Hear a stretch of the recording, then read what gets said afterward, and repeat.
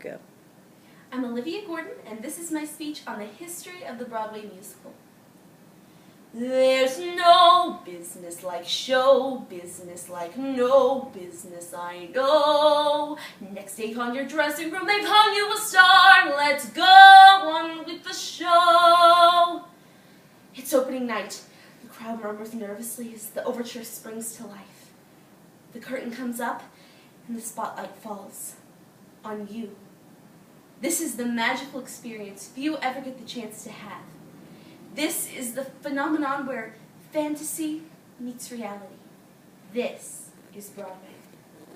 According to musicals101.com, theater in New York began in the early 1900s with 33 established theaters.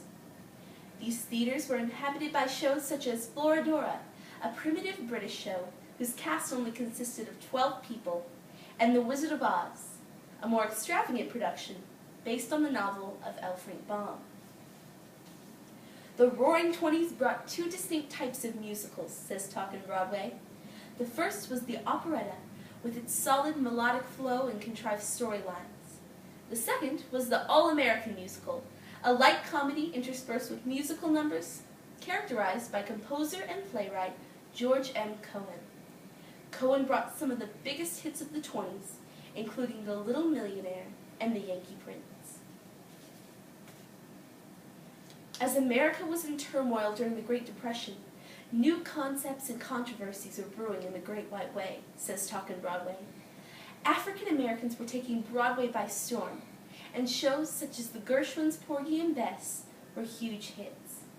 The 1930s also brought a new wave of controversy regarding the morality police of Broadway material.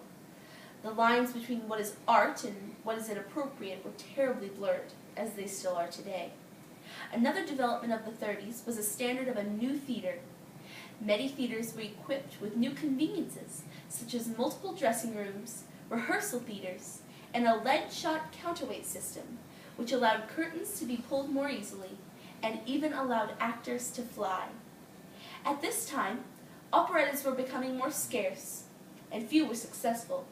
However, some operettas, such as No No Nanette and Showboat, went against the grain. As World War II began, Broadway hit a snag.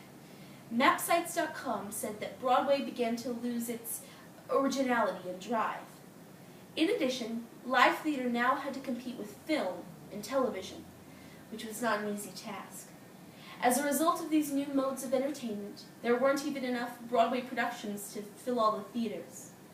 Due to the loss of interest in live performance, many Broadway theaters were turned into giant film houses, and those that remained became burlesque houses or slums. Over the course of the decade, theater became more and more obsolete, and by 1948, there was a startling 80% unemployment rate among professional actors.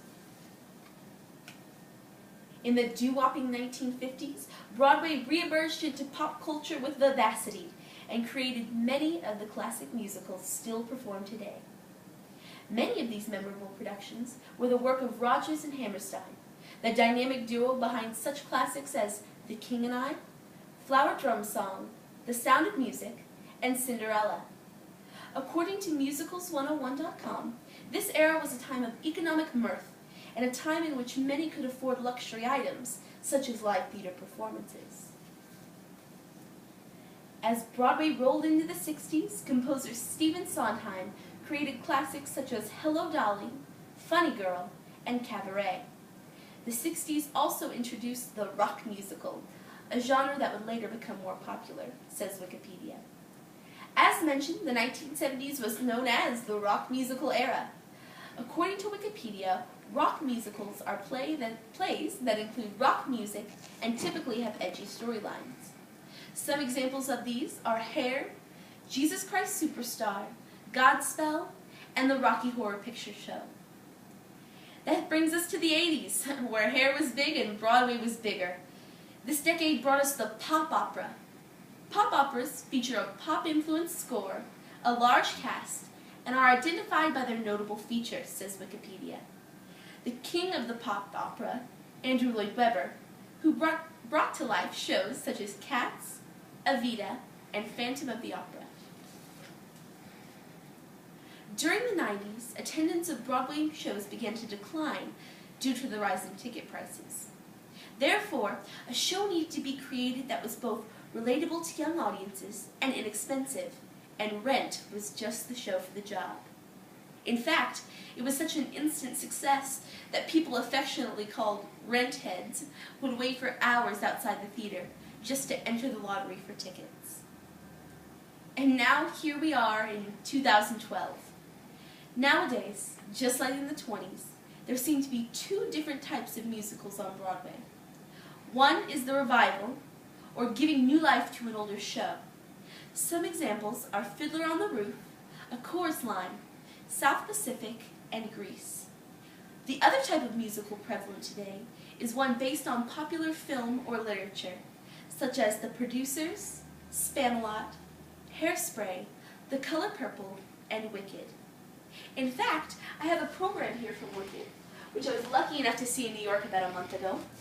And this is a letter in the front of the program from the author of the novel, Gregory Maguire, and it's a letter to the cast and to viewers of the musical Wicked of how much he appreciates and loves what they've done with the novel and the musical. And I'm going to read you an excerpt from that letter. It says, "As for the production, I can only say the principals and chorus inhabit their roles with a fervor that makes me fear for my sanity at all times. They can seem more real than figures who live solely in my head. That special sort of spell the cast can cast will last and last." So I thought that was very neat that he took the time to write that. For over a century, Broadway has been one of America's most beloved traditions. Theater is an amazing art, and I hope to see it flourish for many more centuries to come. Thank you.